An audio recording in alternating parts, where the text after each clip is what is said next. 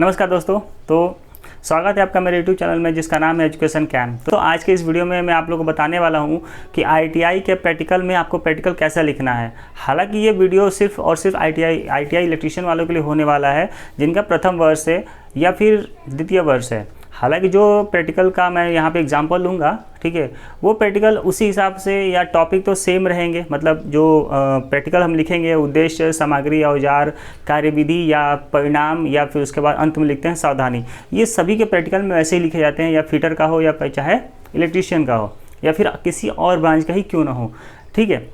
तो जैसा कि आप मेरे पीछे देख सकते हैं, मैंने आपको यहाँ कुछ इम्पॉर्टेंट प्रैक्टिकल्स के बारे में गेस किया है कि इस साल फर्स्ट ईयर में ये चीज़ें आ सकती हैं। तो प्लीज़ आप इसमें से सभी को एक बार पढ़ लें, एक बार रिवाइज़ कर लें। हो सकता है इसमें से कोई आपको बाय लक आपको आ जाए, ठीक है। और इसमें से मैं आप लोगों को एक बताने वाला हूँ, ठीक है, एक बताने वाला हूँ जो कि है हमारा जीना वायरिंग, या यूँ बोले तो हम लोग दो स्थानों से एक बल्ब को ऑपरेट करना, या फिर दो स्थानों से एक लैंप को ऑपरेट करना, या फिर टू वे स्विच के द्वारा दो स्थानों से एक बल्ब को ऑपरेट करना, या सीढ़ी की वायरिंग या जीना की वायरिंग। यदि आप ध्यान दीजिएगा कि सीढ़ी की वायरिंग को ही जीना की वायरिंग कहते हैं, या दो स्थानों से एक बल्ब को ऑपरेट करना ही जीना की वायरिंग कहलाती है, ठीक है। आप लोग इस चीज़ को आप लोग जीना की वायरिंग सुन करके कन्फ्यूज मत होइएगा। जीना की वायरिंग को ही सीढ़ी की वायरिंग कहते हैं, ठीक है। तो चलिए हम लोग देखते हैं कॉपी पर कि कैसे हम लोग एक प्रैक्टिकल को लिख सकते हैं। मैंने बताया आपको कि आपको 5 ये जो पहले मैंने 5 आपको प्रैक्टिकल दिखा दिए हैं।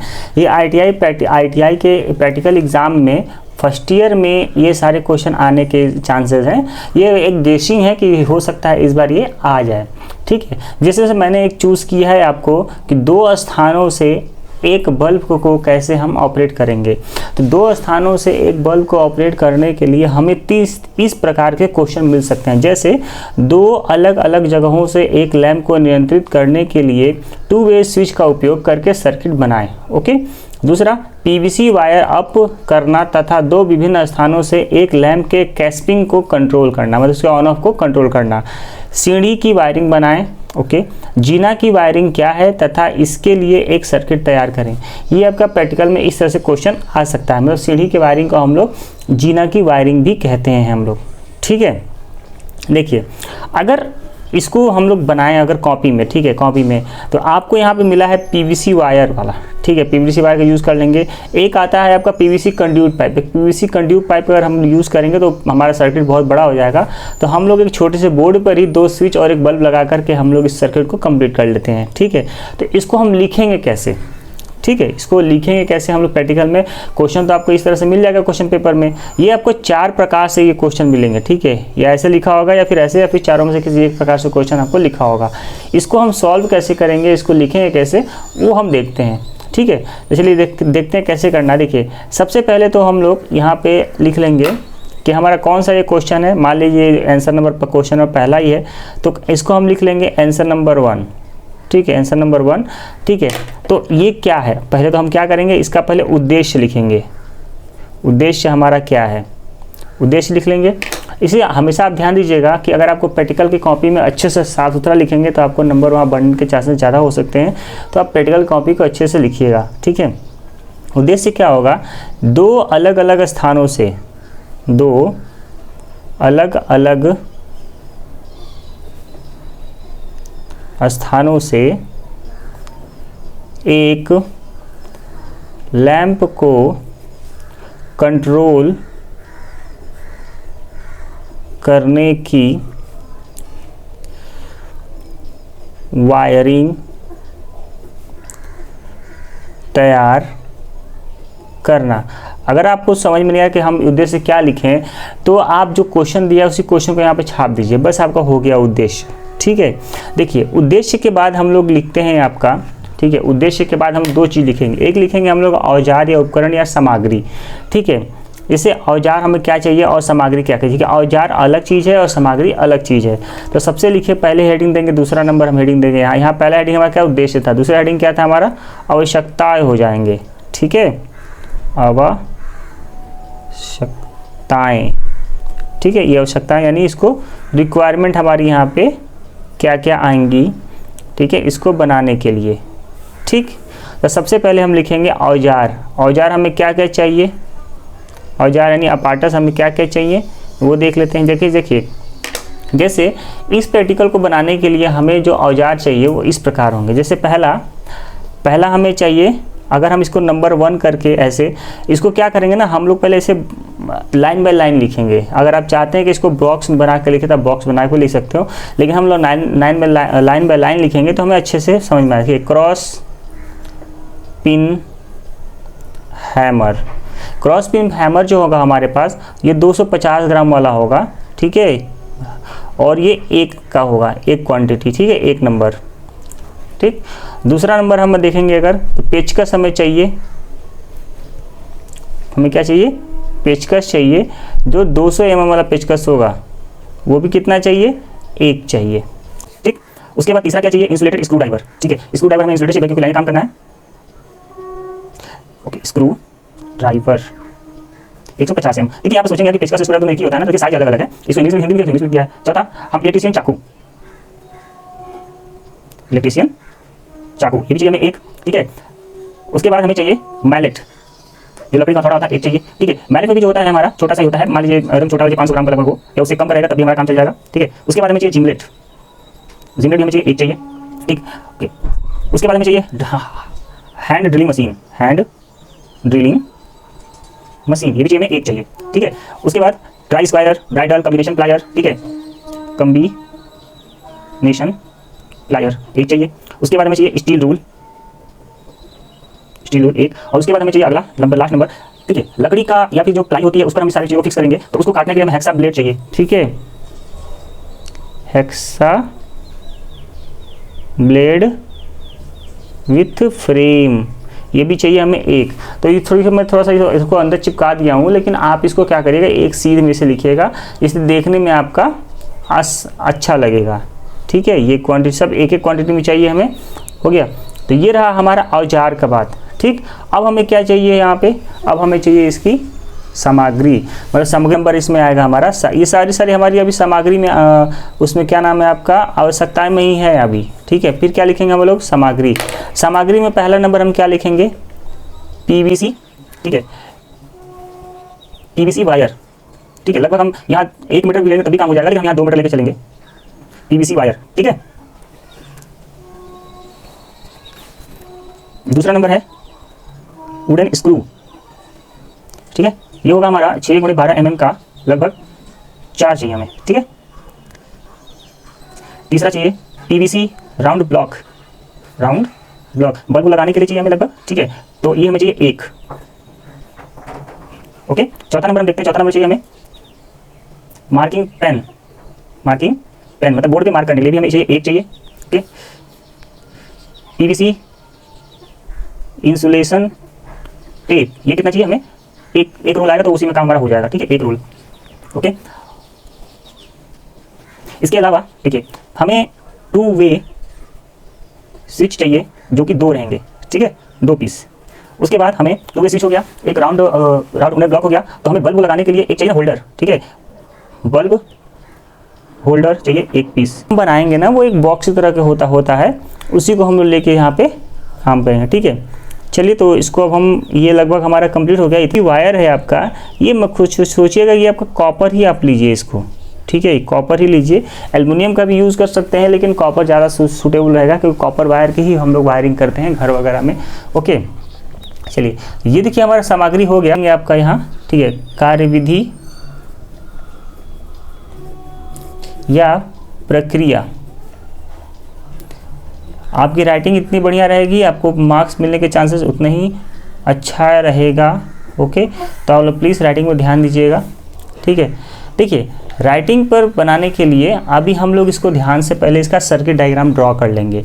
सर्किट डायग्राम आप ध्यान से दीजिएगा, इसको पेंसिल से ही ध्यान दीजिएगा, ठीक है, पेंसिल से ही बनाइएगा तो और अच्छे सुंदर बनेगा। देखिए ये एक बल्ब हम यहाँ लगा देंगे, ठीक। इस बल्ब को हम लोग 2 जगह से, एक स्विच हम यहाँ लगाएंगे, एक स्विच हम यहाँ लगाएंगे, ठीक है। ये हमारा फिगर में कार्यविधि यानी प्रक्रिया के अंदर ही हम इसको यूज़ करते हैं, ओके। तो देखिए हम यहाँ पे 3 देखो 2 वे स्विच में हमारे पास 3 टर्मिनल होते हैं, एक टर्मिनल यहाँ, एक यहाँ और एक यहाँ। इसमें भी एक यहाँ होगा, ठीक है, एक यहाँ होगा, एक यहाँ होगा, 3 टर्मिनल हमारे पास इस तरह से होंगे। ठीक, आई थिंक आपको प्रॉपर अच्छे से दिख रहा होगा।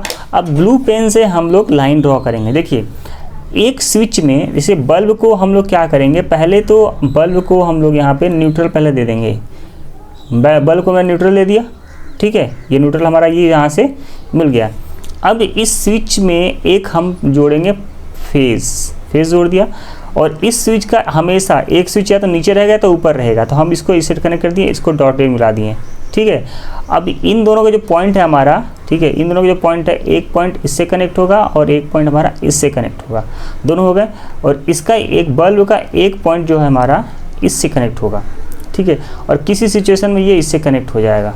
ठीक है, अब देखो अगर बल्ब यहाँ पे फेज़, देखो फेज़ यहाँ से है, न्यूट्रल ऑलरेडी हमेशा मिलता रहेगा इसको। अगर बल्ब यहाँ से हमारा बल्ब को ऑन ऑफ करना है, देखिए यहाँ से ये हमारा कनेक्ट है, जब हमारा कनेक्ट है, जब सर्किट यहाँ से गया लाइन तो यहाँ पे आके ब्लॉक हो गया, यानी बल्ब हमारा अभी ऑफ पोजीशन में है। लेकिन जैसे ही दोनों में से किसी एक स्विच को हम ऑपरेट करेंगे, ठीक है, अगर मैं इसको नीचे कर दिया तो इससे कनेक्ट हो जाएगा, देखिए सर्किट आपका यहाँ पे सर्किट कंप्लीट हो गया। अगर मैं यहाँ से इसको ऑपरेट कर दिया तो ये पहले वो कनेक्ट था इसके, तो देखो यहाँ से इसको कनेक्ट करेंगे तो ये हमारे से कनेक्ट हो जाएगा, और ये हमारा बल्ब हमारा क्या हो जाएगा, बल्ब हमारा यहाँ ग्लो हो जाएगा। ठीक है, तो ये होता है हमारा 2 स्थानों से एक बल्ब को यानी एक लैंप को कंट्रोल करना, इसको बोलेंगे लैंप। ये हो गया हमारा स्विच 1 SWITC स्विच 1, और ये स्विच 2 हो गया S1 S2। ठीक है, ये हमारा टर्मिनल हो गया, पॉजिटिव टर्मिनल और नेगेटिव टर्मिनल, मतलब फेज और न्यूट्रल टर्मिनल हो गए हमारे पास। ठीक है, तो ये था हमारा इसका फिगर यानी circuit diagram. Circuit diagram just नीचे या सर्किट डायग्राम बनाने से ऊपर आप इसका कार्यविधि लिख सकते हो। तो कार्यविधि हम कैसे कैसे लिखेंगे, नंबरिंग करके आपको लिखना है कार्यविधि। पहले में कार्यविधि में आप क्या लिखेंगे, ठीक है, कि जैसे जो हमारे पास सभी सामानों को, ठीक है, सभी औजार तथा सामग्री को कार्यस्थल पर रखते हैं। ठीक है, और इस सर्किट डायग्राम को हम अपने सामने पहले ड्रॉ कर लेते हैं, तथा सर्किट डायग्राम को एक पेपर पर बनाकर सामने रख लें। ठीक, जिससे कि हमें सर्किट बनाने में कोई दिक्कत का सामना न करना पड़े। ठीक है, उसका दूसरा है जो 2 वे स्विच होता है, ठीक है, जो 2 वे स्विच होता है उसको पहचान कर, ठीक है, पहचान करके सर्किट के हिसाब से जोड़ते हैं। ठीक है, तीसरा नंबर देखिए, तीसरा नंबर है कि ये सर्किट हमारा है पूरा, ये हमारा क्या बनेगा, तो ये हमारा एक बैटन मतलब एक प्लाई सनमाइक जो प्लाई आती है उससे बनेगा, तो वो आपका बॉक्स टाइप का बनता है। ठीक है, बॉक्स टाइप का लकड़ी के, ठीक है, लकड़ी के बोर्ड में सभी स्विच तथा होल्डर को लकड़ी के बने बोर्ड पर फिट करते हैं। ठीक है, इसको फिट कर देंगे। अगला पॉइंट हम जो लिखेंगे यहाँ पे वो होगा हमारा, ठीक है, सभी सामग्री को बोर्ड में फिट करने के बाद क्या करेंगे कि कनेक्शन करेंगे। ठीक है, पीवीसी वायर से लैंप तथा स्विच को जोड़ते हैं। हम यह सुनिश्चित कर लेते हैं कि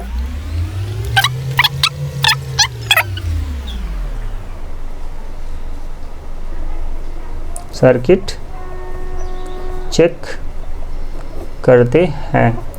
जब हमारा सर्किट चेक कर लेंगे तो हमारा ये प्रैक्टिकल जो है कंप्लीट हो। निष्कर्ष लिखो, निष्कर्ष या परिणाम आप लिख सकते हैं। ठीक है, परिणाम, तो निष्कर्ष या परिणाम क्या लिखेंगे, हमने क्या पता किया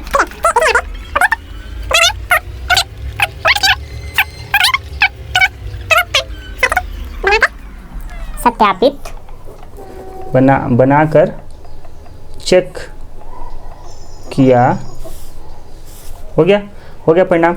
अब परिणाम के बाद सीधा सिंपल सी बात है, क्या लिखेंगे हम लोग यहाँ, सावधानियाँ। ठीक है, सावधानियाँ में पहला पॉइंट जो हम लिखते हैं वो हमेशा इलेक्ट्रिशियन में कॉमन होता है कि सभी कनेक्शन टाइट होने चाहिए और दूसरा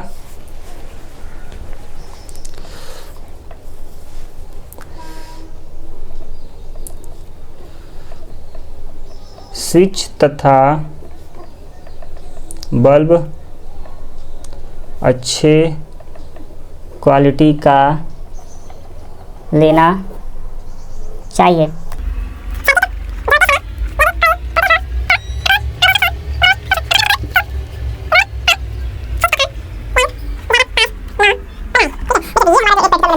ठीक है, ये हमारा एक प्रैक्टिकल कंप्लीट हो गया। ठीक है, और आपको प्रैक्टिकल बस ऐसे ही लिखना है। ठीक, आपकी राइटिंग जितना बढ़िया, हालांकि मेरी राइटिंग उतनी अच्छी ना, बहुत ख़राब है, मेरी राइटिंग उतनी अच्छी नहीं है। ठीक है, तो अगर आपकी राइटिंग जितना बढ़िया होगी आपको प्रैक्टिकल के मार्क्स मिलने के चांसेस उतना ही ज़्यादा रहेंगे। ओके, तो आई थिंक आपको वीडियो अच्छा लगा होगा और आपको समझ में भी आया होगा। अगर आप मेरे चैनल पर नए हैं तो प्लीज़ चैनल को सब्सक्राइब करें और चैनल को शेयर करना ना भूलें। ओके, तो मिलते हैं अगली वीडियो में।